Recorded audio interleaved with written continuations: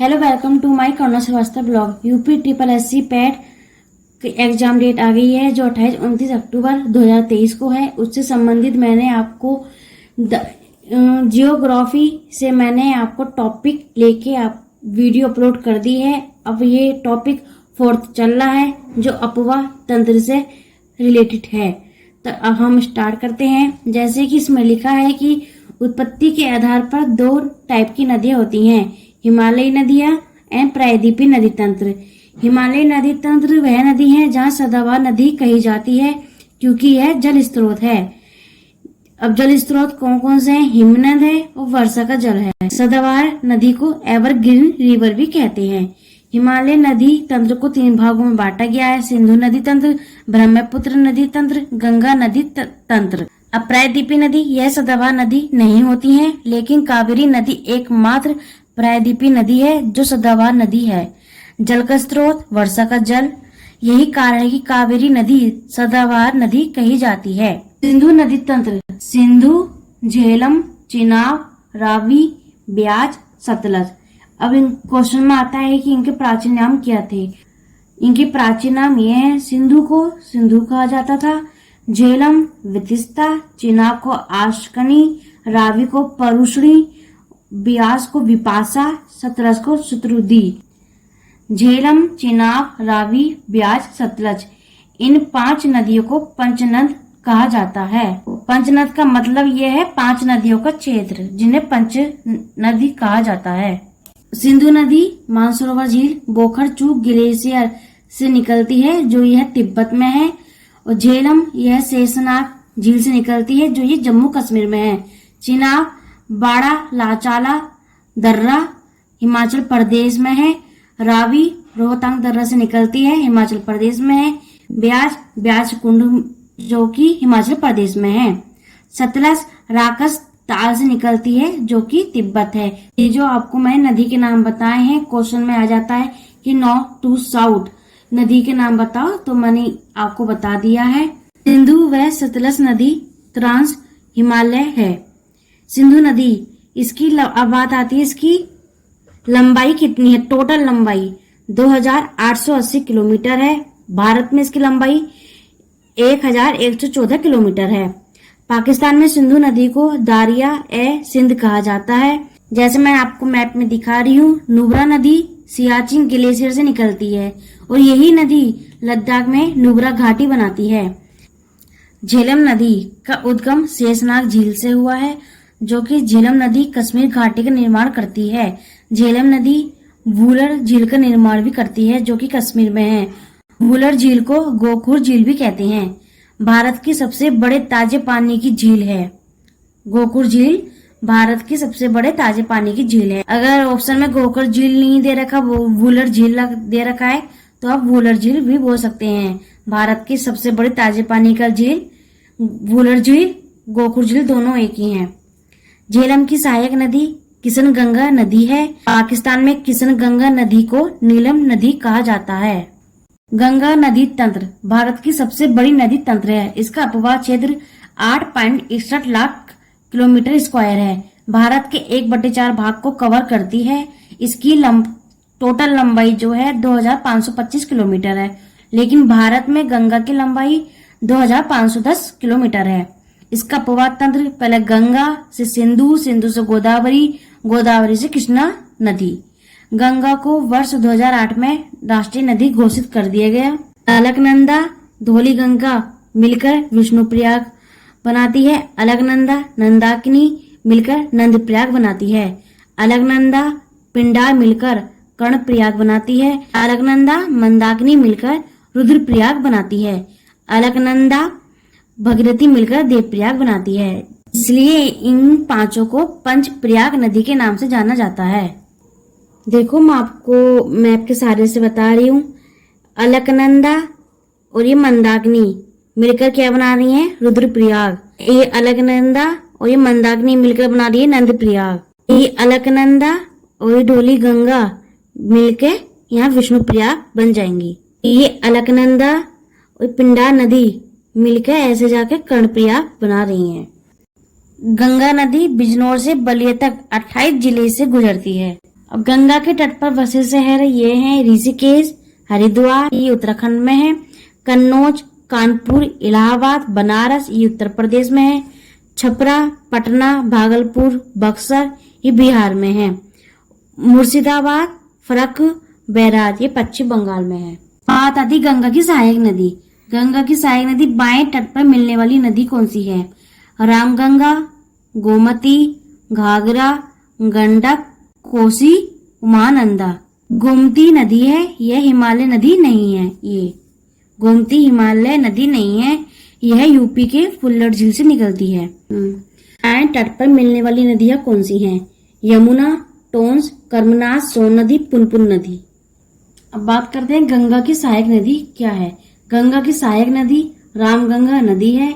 गंगा के बाएं तट पर मिलने वाली पहली हिमालयी नदी है। उत्तराखंड के नैनीताल जिला से निकलती है।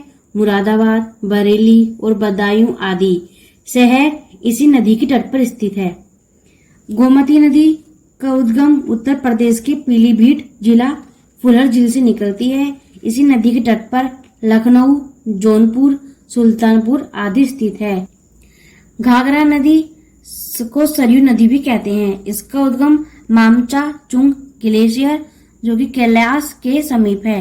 घाघरा नदी की सहायक नदी काली नदी, राप्ती नदी है। इसी के तट पर अयोध्या बसा है।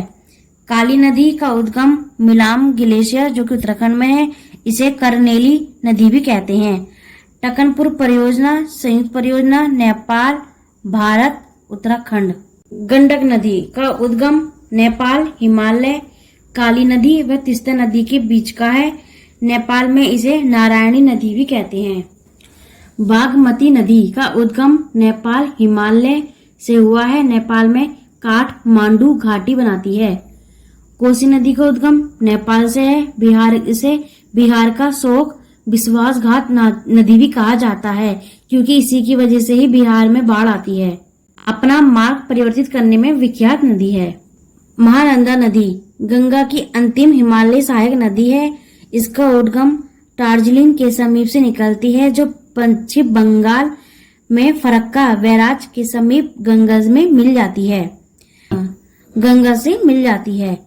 गंगा के दाएं तट पर मिलने वाली नदियां यमुना, टोंस, कर्मनाशा, सोन, पुनपुन नदी।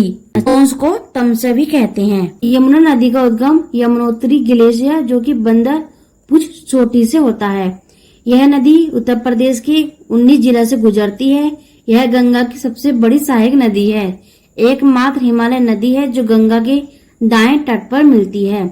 उत्तराखंड, हिमाचल प्रदेश, हरियाणा, दिल्ली, उत्तर प्रदेश के प्रयागराज में यमुना और गंगा का मिलन होता है।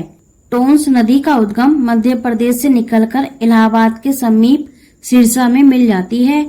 कर्मनाशा नदी का उद्गम मध्य प्रदेश में त्रिशूल पर्वत से होता है जो कि बिहार के चौसा में जाकर मिल जाती है। सोन नदी का उद्गम अमरकंटक चोटी से होता है। यह नदी उत्तर प्रदेश होते हुए बिहार के दानापुर में गंगा से मिल जाती है। इसी नदी पर बाण सागर परियोजना है जो कि मध्य प्रदेश, उत्तर प्रदेश, झारखंड की संयुक्त परियोजना भी है। अब बात आती है प्रायद्वीपीय नदी। इन्हें मानसून नदी कहते हैं क्योंकि जल का वर्षा के जल से मिलता है। प्रायद्वीपीय नदी डेल्टा व एस्चुअरी दोनों बनाती है। पूर्वी घाट की नदियां डेल्टा बनाती हैं और पश्चिमी घाट की नदियां एस्चुअरी बनाती हैं। प्रायद्वीपीय नदी के अंतर्गत पश्चिम की ओर बहने वाली नदियां पूरब की ओर बहने वाली नदियां हैं। पश्चिम की ओर बहने वाली नदी कौन कौन सी हैं? नर्मदा, ताप्ती, साबरमती, माही, पेरियर, लूनी, शरावती। पूर्व की ओर बहने वाली नदियां महानदी, गोदावरी, कृष्णा, कावेरी, ताम्रपर्णी। पश्चिम घाट की तरफ बहने वाली नदियां नर्मदा नदी है। इसका उद्गम अमरकंटक चोटी से होती है जो कि पश्चिमी घाट की तरफ बहने वाली सबसे लंबी नदी है। दक्षिणी भारत की तीसरी सबसे लंबी नदी है। दक्षिण भारत की लंबी नदी प्रथम में गोदावरी, सेकंड में कृष्णा है, थर्ड में नर्मदा है। भारत की सेकंड सबसे लंबी नदी गोदावरी नदी है। नर्मदा नदी विंध्याचल तथा सतपुड़ा के बीच अपनी भ्रंश घाटी में बहती है।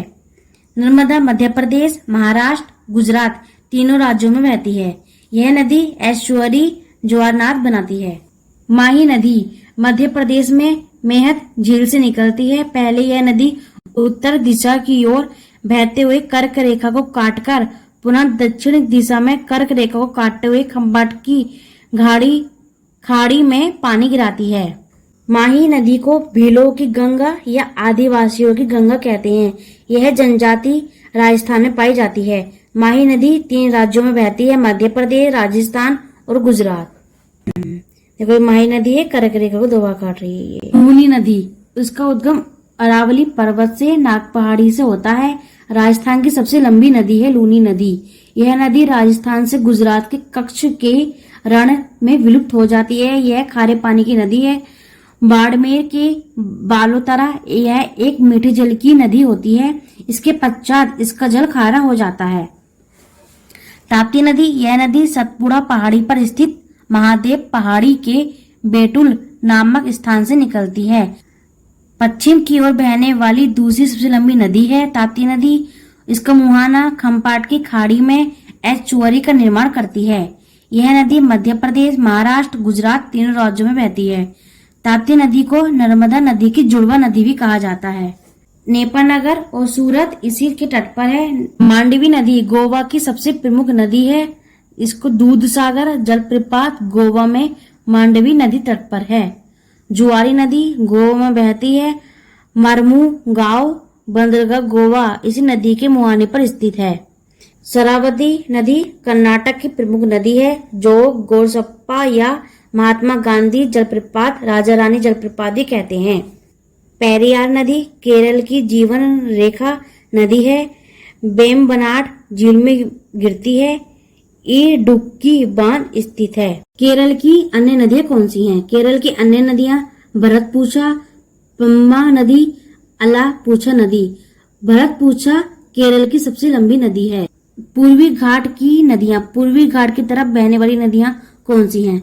दामोदर, स्वर्णरेखा, वैतरणी, ब्रह्मणी, महानदी, गोदावरी, कृष्ण, पेन्नार, कावेरी, वगई। ताम्रपर्णी भारत की सबसे दक्षिणी नदी है।